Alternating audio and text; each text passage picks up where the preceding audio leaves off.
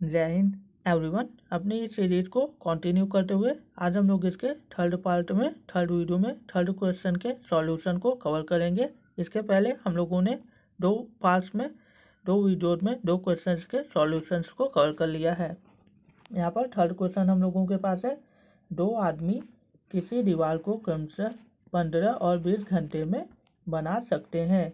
अगर वो साथ मिलकर काम करें तो वे 280 ईंटें प्रति घंटा कम लगाते हैं और दीवार को 12 घंटे में बना देते हैं। दीवार में ईंटों की संख्या ज्ञात करो।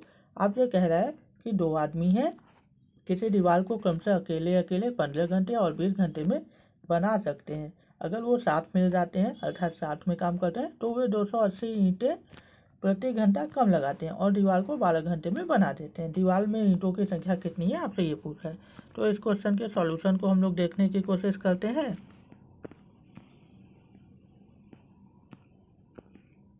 तो यहाँ पर हम लोग सॉल्यूशन 3 को देख रहे हैं। माना ए और बी दो आदमी अथवा पुरुष हैं, इसलिए ए बराबर 15 घंटे, बी बराबर 20 घंटे। प्रश्न में दिया है कि ए 15 घंटे में दीवार बना सकता है, बी 20 घंटे में। तो हम लोग 15 और 20 का लसा लेते हैं।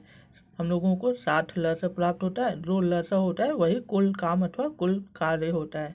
तो 60 काम को ए 15 घंटे में करता है तो 1 घंटे में वह कितना काम करेगा, तो हम लोग 60/15 कर देंगे। तो यहाँ पर हम लोगों को 4 मिल जाएगा, तो ए की क्षमता 4 आ जाएगी। ठीक इसी प्रकार हम लोग बी की क्षमता निकालने के लिए 60/20 कर देंगे, तो हम लोगों को 3 मिल जाएगा। आप इसको ऐसे भी कर सकते हैं कि आप 20 का टेबल पढ़िए कि आपको कुल काम प्राप्त हो जाए। तो 20 का टेबल आप 3 बार पढ़ेंगे तो कुल काम प्राप्त हो जाएगा, जो कि 60 है। तो इस वजह से भी हम लोग बोल सकते हैं कि बी की क्षमता 3 है। और यहाँ पर भी आप इसी तरह से बोल सकते हैं कि ए की क्षमता 4 है।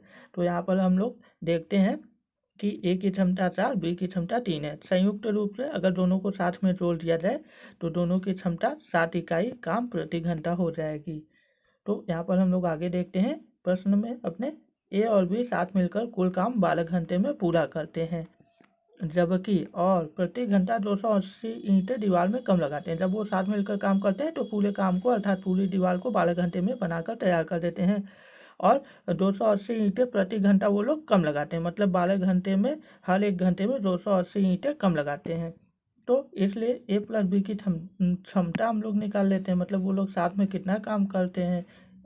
जब वो लोग 12 घंटे में काम को समाप्त कर लेते हैं तब उनकी क्षमता हम लोग देखते हैं। तो इतना काम होता है और हम लोग भाग दे देते हैं उसको जितना समय लगता है। तो कुल काम 7 है और यहाँ समय लग रहा है 12, तो 7/12 अर्थात 5। तो 5 इकाई काम वो लोग 1 घंटे में करते हैं, अर्थात 5 इकाई काम प्रति घंटा करते हैं। लेकिन यहाँ पर आप प्रश्न में देख रहे हैं कि उनकी क्षमता संयुक्त रूप से 60 में 60 होनी चाहिए थी। 60 में जब वो काम कर रहे हैं तो 7 इकाई काम प्रति घंटा होना चाहिए था, लेकिन यहाँ पर तो 5 इकाई काम आ रहा है। तो अर्थात अंतर कितने का हो रहा है, 2 इकाई का। तो हम लोग इसी को लेकर आगे अपने सवाल को हल करते हैं। हम लोग देखते हैं, लेकिन प्रश्नानुसार यहाँ पर एक न ज़्यादा हो गया, आप कम कर लीजिएगा। लेकिन प्रश्नानुसार ए प्लस बी की क्षमता कितनी है, 7-3 बराबर 7 इकाई काम प्रति घंटा है।